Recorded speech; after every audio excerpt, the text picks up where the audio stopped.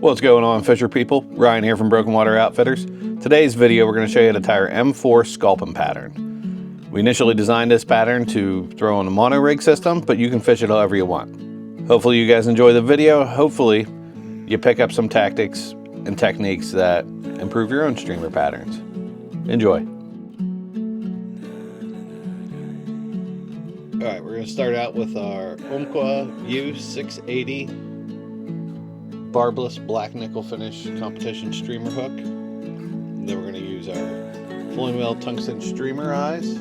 Color doesn't really matter, but to pair with size 8 hook, I like the 3mm eyes. Start by laying down some thread on the hook shank. Just give a little landing spot for those eyes. And this is going to ride hook point up, so we're going to put the eyes on the top side of the hook. I like to use Danville thread to start my eyes. It has a little bit of stretch to it. I feel like I can tighten things down pretty good. Here for this setup today I used 70 denier Danville.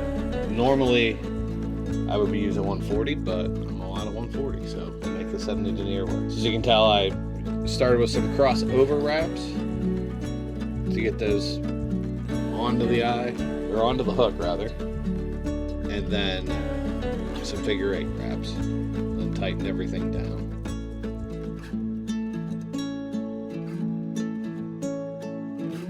Now I'm going to switch my thread to GSP 50 denier. This is the Vivus GSP.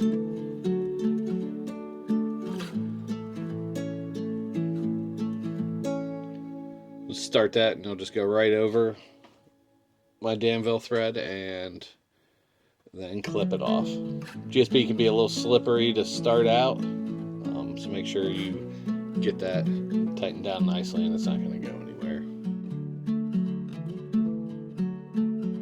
I like to cord up my thread so you can see I give a little spin. We're going to take some crystal flash. We're going to use this kind of along with our tail. One strand, and this is in bonefish tan. I take that strand, I fold it in half, cut it, and I do that 2 more times. I don't know that it really matters what color crystal flash you use. I just saw this bonefish tan stuff and really liked it, and I like the way it looks with this pattern.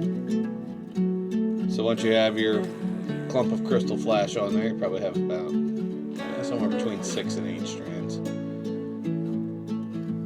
Divide it in half, or tie it in at about the halfway point. And I'd like to tie it in on the near side of the hook first, and then I'll fold that over, and I'll tie it down the far side of the hook. For this pattern, I like it to kind of sit on the sides of the hook more than straight down the top. Work your thread back, get that secured nice and tightly. If you tie this in and you don't fold it in half, it will pull out over time. So as you catch fish and get some wear and tear on that fly, you'll start to lose pieces of crystal flash. So I always tie my crystal flash in that way.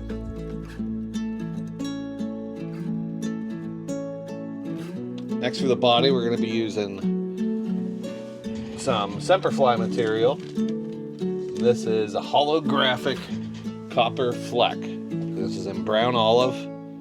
This is a 15mm size. To get this started, just pull material off the end. So you expose those 2 pieces of core. Tie those in. I like to tie it in on the side just to kind of keep the bulk off the top and bottom of the hook and kind of build that wider profile. Get that covered up and then smooth your transition.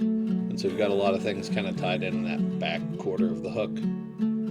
Obviously I'm using a very thin denier thread here, so it takes a little bit of extra to get that transition built in. So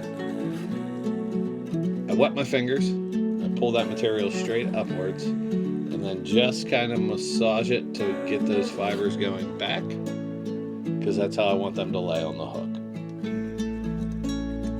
Start taking my wraps, and kind of forcing everything back the same as if you were tying in a soft tackle or any other kind of bushy chenille or brush.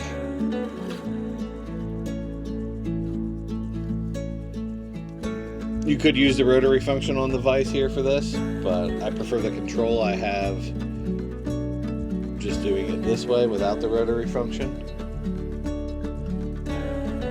The other thing to keep in mind, I tend to leave this stuff in the package a little bit. And when you do that, if you don't pull out enough, you'll start tangling around your bobbin as you do this, as you can see I did here. But not a huge deal.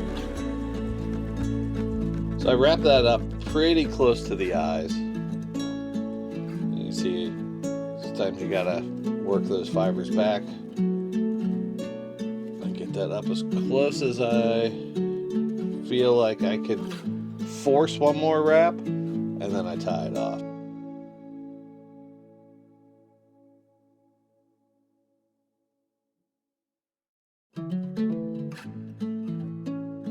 So I'll take 2 wraps of thread over the material, and I'll take 1 or 2 wraps in front of it before snipping it off.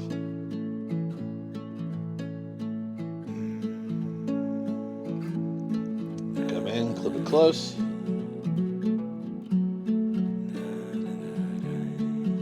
Take a few wraps of thread over top of that whole connection, just to make sure you got everything bound down tightly. Next, we're going to add our tail and the top half of our body. Here we're using the Hairline Black Barred Rabbit Strip Gold variant. I really like this color. I actually wish that they would make this in a magnum size, but this is just your regular size rabbit strip. So you take a sharp pair of scissors and kind of taper the hide on that tail into a point. It adds a little bit better movement to the fly, and it kind of thins out that rear taper. Just like with everything else that we do in fly tying, we're always looking to build tapers, build them into the fly where we can, and especially with streamers, we want to include a decent amount of movement because that's what we're looking for. Take your tail, measure it with your fly. Generally, I measure from just in front of the eyes back to the bend of the hook, and I'm talking about the hide portion, and not, or hide or leather portion, and not necessarily the end of the tail. So spread those fibers, center it on the strip with your hook, and then pop it on. Now you have to remove the fly from your vise to get it down around the bend the rest of the way, and then securely put it back in your vise.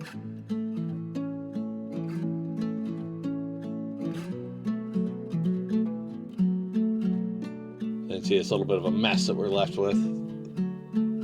Wet your fingers a little bit, that'll help you kind of get those hairs into the position you need them in to be able to tie this off.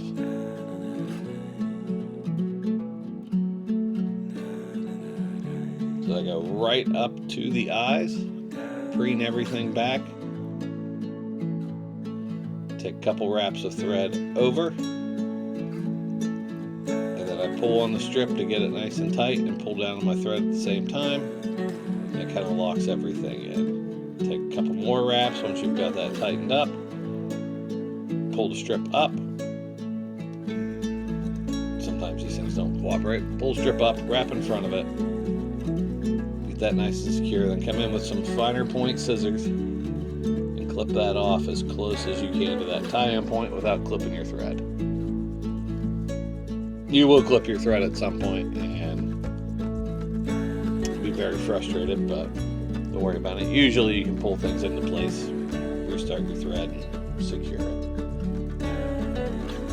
So then I take some figure 8 wraps around the eye after I've got this tied in, and then I'll take a securing wrap around the eyes, a couple of them, and then pull everything nice and tight. And just adding those materials and doing that really locks those eyes into place to where they're not going to move. Now take a bodkin, part the hairs over top of the body so you can get everything symmetrically going on each side of that hook. If you wait till after you put your head on to do this, it becomes a little more difficult. So now we're going to add pectoral fins on this. I like to use ringneck pheasant skin. These are fairly cheap.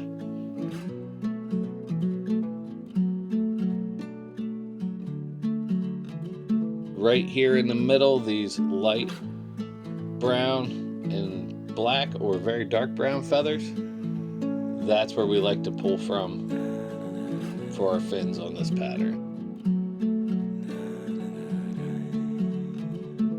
You see how it blends in nicely with all these colors.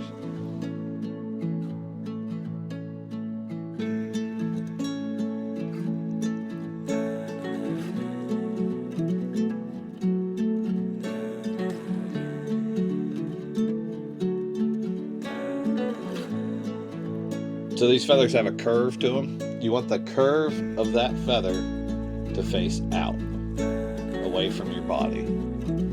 I run the stem above the eye and I tie it in very close to the start of that feather, maybe even catching a few of the hackles. So I'll tie it in behind the eye.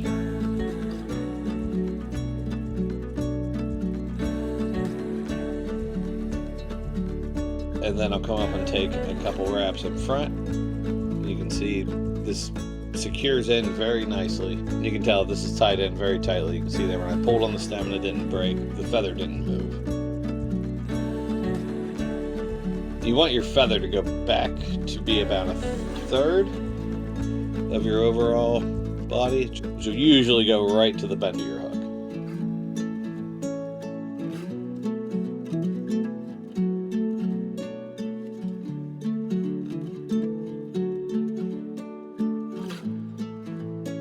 You see we're doing a lot of preening everything back and getting it out of the way so you don't trap fibers. It can be a good idea to have a little cup with a sponge in it. You keep moist with water sitting on your fly tying bench. Keep you from putting your hands in your mouth all the time. I know a bunch of you guys out there like to lick your fingers when you're tying.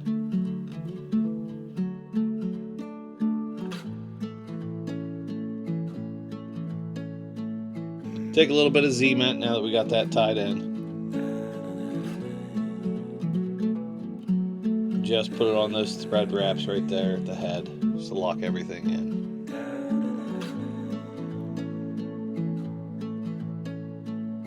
Come back, trim your crisp lash fibers about even with the end of the hide on the rabbit. So now we're going to start forming the head on this fly. To do that, we're going to use 100 denier GSP. I like to start this by just making some cross wraps over those eyes, just because GSP can be so slippery. It really gets it started well.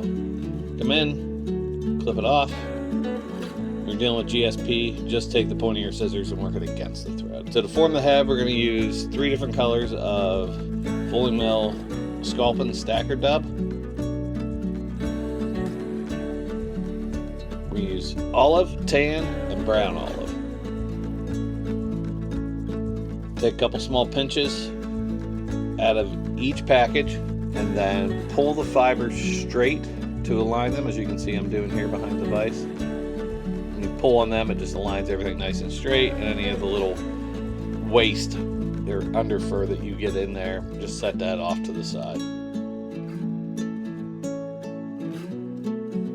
Once you get that all done up and blended together, take just a small clump. You're going to put it in front of the eye. So what we're actually going to do here is we're going to tie this in to the eyes and not the hook. So you're going to take a wrap around the eyes. Make sure you got that positioned correctly. You want it to be about in half of the overall length. And you're going to take a couple wraps around there. Pull everything nice and tight. Then we've got this little beard going underneath the fly that we'll trim to just kind of cover that transition.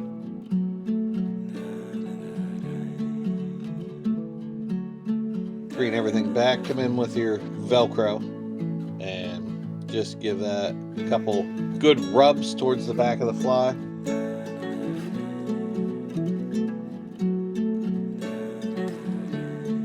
Pull on, don't pull it super tight, and then cut it. That'll form the bottom of the fly. So now we're going to come in, we're going to divide that dubbing that we created in half. First section, we're going to tie in behind the eyes.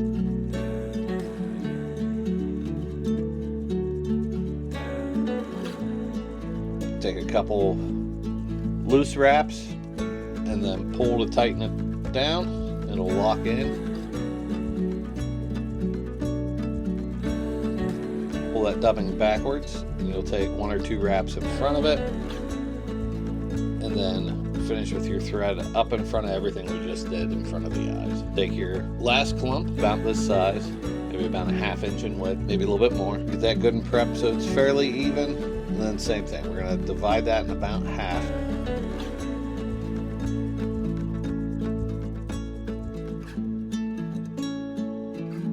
Couple wrap.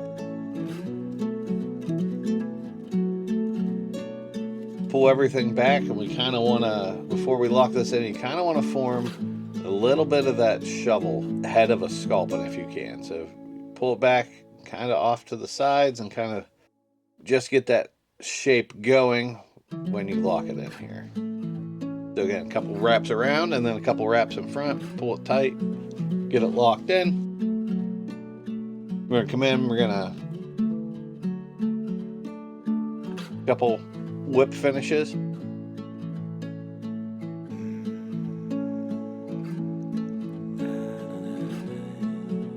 I always double whip finish if I'm using a whip finisher.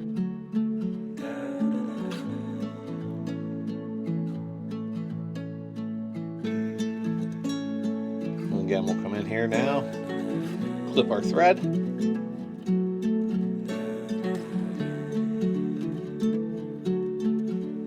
Pull out the trusty Stone Faux comb and Velcro combination here. This thing's a great tool if you don't own one. Highly recommend buying it. I use it all the time. Everything from nymphs to streamers. So.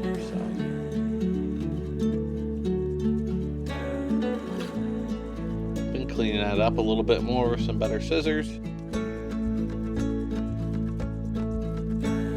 Add a little pressure and just pull that dubbing back so we get that right profile on that head already started.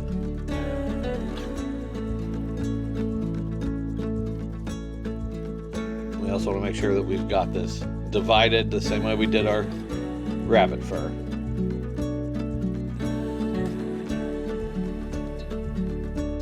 You can see we got this wide kind of shovel or spade shaped head. So we're going to take some Loon UV Clear Flow fly finish or UV resin. And we're just going to put a little bit of resin on the front half of this, the front portion of this head. We're going to make sure that we work it all through there.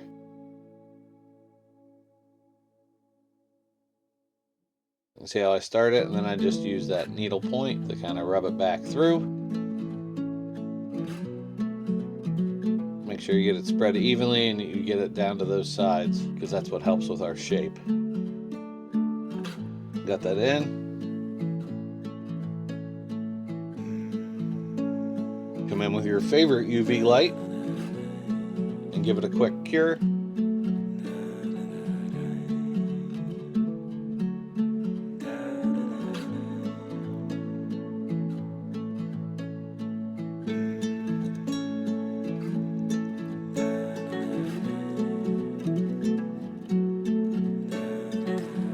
This is a pretty cool technique.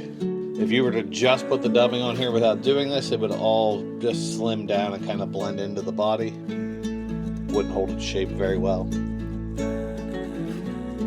So come in and add another thin layer. We're building this. Another thin layer of that UV resin.